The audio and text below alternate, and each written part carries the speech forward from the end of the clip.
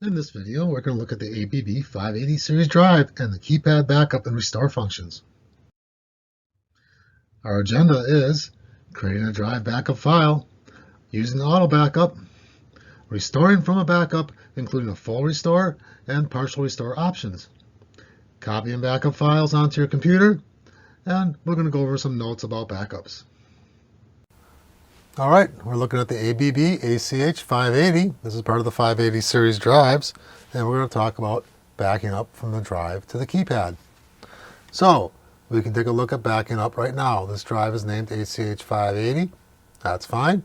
So we can go to Menu, and we can go up to Backups. I'm going to go up so I can get down to the Backups quickly, and at Backups, we can say Create a Backup. At this point, no backups have been created to this drive yet. So by hitting Select, by Create a Backup, we are backing up the information in the drive and we are bringing it up to the keypad. The saved parameters in the control panel on the keypad, the control panel itself, is saved into control panel memory. You can restore these parameters and back them up to the drive, and you can store up to 2 backup files in the control panel. The control panel also has a dedicated space for an automatic backup, and the control panel memory is non-volatile and does not depend on the control panel battery. Now that we've all completed our backup, we can see that the drive's name's there and the date, and that's the backup that we just created. So we have one backup into the control panel right now. Let's back out of this. Let's change the name, just so we have a different name on the drive. And let's say we wanted to change some parameters and we want to change the name of the drive, and the new set of parameters were changed, and we're going to go in here and we're going to call our second mode of operation, and we're going to just call it the ACH580, and we'll call it, change the drive name to ACH582. So we want to add a 2 to it. We're going to go over here to 1, 2, 3, come back down with the down arrow, go to 1, 2. So that'll be our second mode of operation. Hit save. Now we have a new name, ACH582, and we're going to assume that we've changed a lot of parameters, and we have a different operation mode right now, and we are going to go into and create a backup like that. I'm going to go up to get to the backups quickly. There we are. Create a backup, select. Now we're backing up the drive again. And what's happening is the backup file contains most of the edible values in parameter groups 10 through 99. The control panel's home view information is also in the backup, but read data, faults, alarms, and drive history logs are not part of a backup or the restore function. So right now we're finishing up our backup, and we have our second backup coming up. And we'll see that in a second. And there we are. We've created a backup. We have 2 different backups shown with a different name, but in the same date, only because I did it right now. So let's take a look at what you can do with these backup files. Let's look at an overview. You can store up to 2 backup files on the control panel. The control panel has a dedicated space for 1 automatic backup. The drive must be stopped to create a backup file. The drive must be stopped and in hand or local control to restore a backup file. The control panel memory is non-volatile and does not depend on the control panel battery. The backup file contains most of the edible values from parameter groups 10 through 99 and the control panel home view information. Read-only data, faults and alarms, drive history logs are not part of the backup or the restore function. The actual date and time is stored on the control panel. When you restore using the restore, you will not overwrite the date and time from the original backup, but will set the formats if selected. Let's say it's time to restore parameters back onto the drive from a backup. We can go into Menu, we can go to Backups, hit Select, and we have 2 sets of backups. Currently the drive is in ACH580 number 2 backup, so let's look at what we can do by going into the ACH580 backup. We have several options. So looking at our page here, we can restore all parameters. That'll be all the backup parameters from the keypad back to the drive. So that's a restore function. We can select parameters to restore, we can select user sets, and we can set certain data items. These are all different partial restores for different items that you can restore. So in the parameter restore groups, our options are shown here. And you can select one or multiple ones, and we'll go through these in the slides in a moment. Let's take a look at selected user sets. You can select that. You have the 4 different user sets. You can take either any individual one, or you can check up, up to all 4 of them if you want to, and just restore those user sets to the drive. And then you've got your program data items, and the items that I have listed here is the home view of the user, drive specific tools, specific tool sets, favorite parameter lists, and user resource text, user identification. You can select one or multiple of these, and we'll go through that in our slides.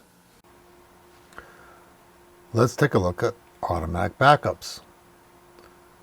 The drive will make an automatic backup 2 hours after no parameters changes have occurred through the keypad. So it's been 2 hours. We can go to Menu, go to Backups, and here we see and labeled ACH580 and it's a second one because it happened earlier, and it says 623 automatic backup. So if we select that, what we're looking at is an automatic backup that occurred 2 hours after the last parameter was changed. Now, this occurs anytime a parameter was changed through the keypad. If something was done through field bus, the keypad doesn't know something was changed, therefore it wouldn't actually occur.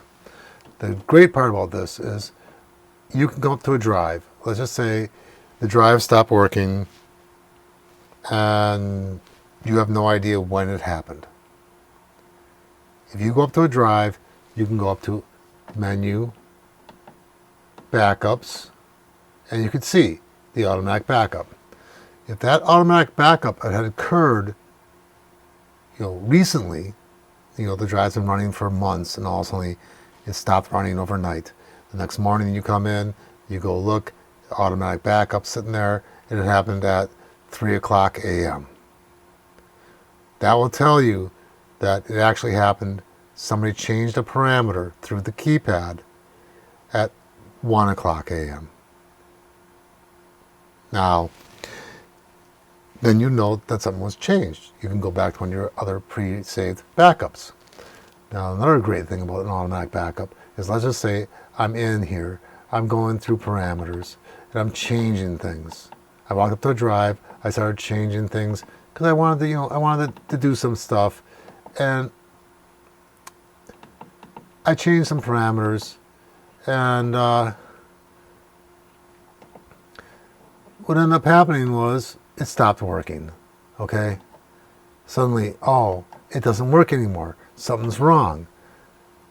I haven't left the drive for 2 hours. I can always go, wait a minute, I can always go back to where I was.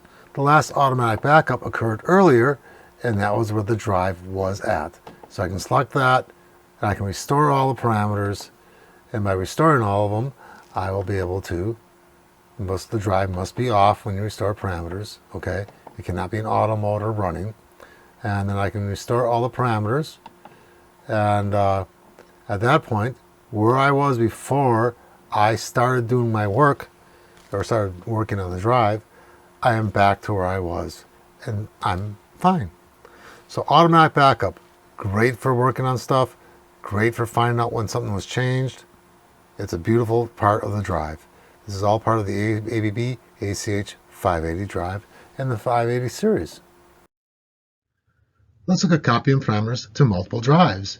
You can restore all the parameters from one drive to multiple identical drives. If the configurations are identical, you can back up from one drive that's set up and restore all the information to each individual drive. If needed, you can select backup options for individual parts of the parameter groups. They are available. One drive to another drive with different horsepower. Backup options are available. After the original control panel is installed, the date and time will need to be entered on the original control panel. Selecting parameter and restore groups. So when we select parameter and restore groups, we have multiple options. You can select one or all the options as shown in the video. ID run results, because we store the identification run information. Field bus information can be stored. Extension I/O information if you have the extensions on the drive. Communication settings. and adaptive programming. And others would be anything that's not listed above on this chart. Select user sets. There's up to 4 select user sets in a drive. You could restore any individual one or all 4. Selected production data items.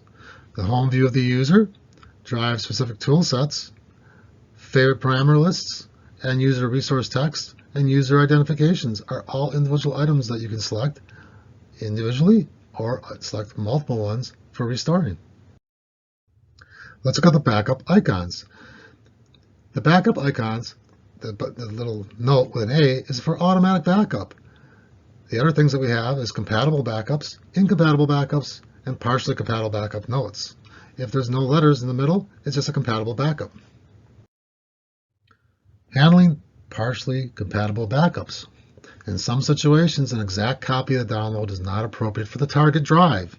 Some examples are, the drive firmware is different due to the control board types. A download to an old drive specified parameters, the values are not available in the old drive.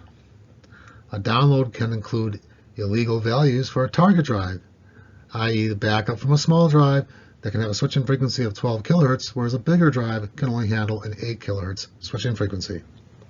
As default, the control panel handles these situations by discarding parameters and values that are not available on the target drive, using parameter default values when the download provides no value or invalid values, providing warnings on how to fix the information, as shown below. Okay, we're back at our drive here. Let's just say we have our backups created, and we want to look at downloading the backups to your computer. The backup files can be downloaded onto your computer, and it can be done very easily. We're going to just open up the little panel here, so you have access to the USB port. You can take your computer cable, you can plug it into the USB port. Now, if the drive's running in hand mode, this would fault the drive. If you move the drive into auto mode, so it's in auto mode, that means the drive's keypad is not part of the control of the drive at the moment. So we can plug into it, and you see it says USB connected. And let's take a look what the computer does and what you can do with the files.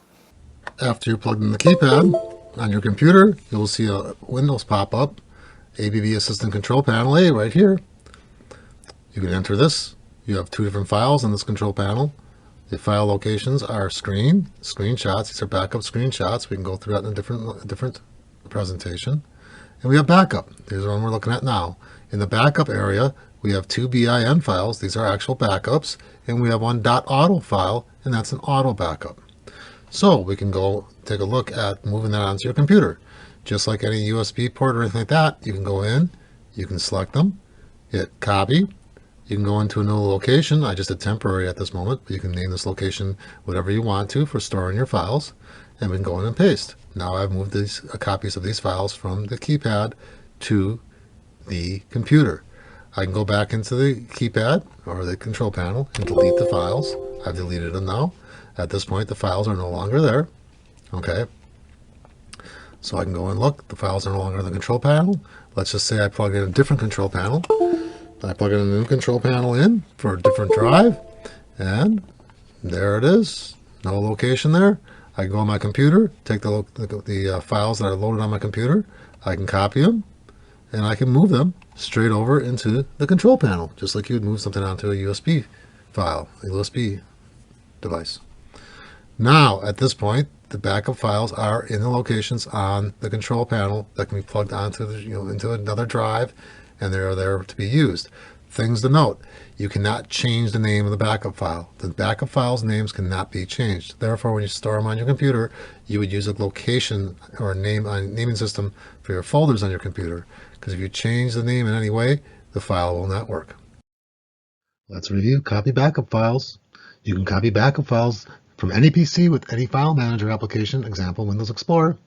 Step 1, connect the control panel to a PC with a USB cable. If the Windows prompts you to install a USB driver, install them as instructed in Drive Composer User Manual. Step 2, open ABB Drives Assistant, the control panel with the Windows Explorer, and go to the directory where the files are stored.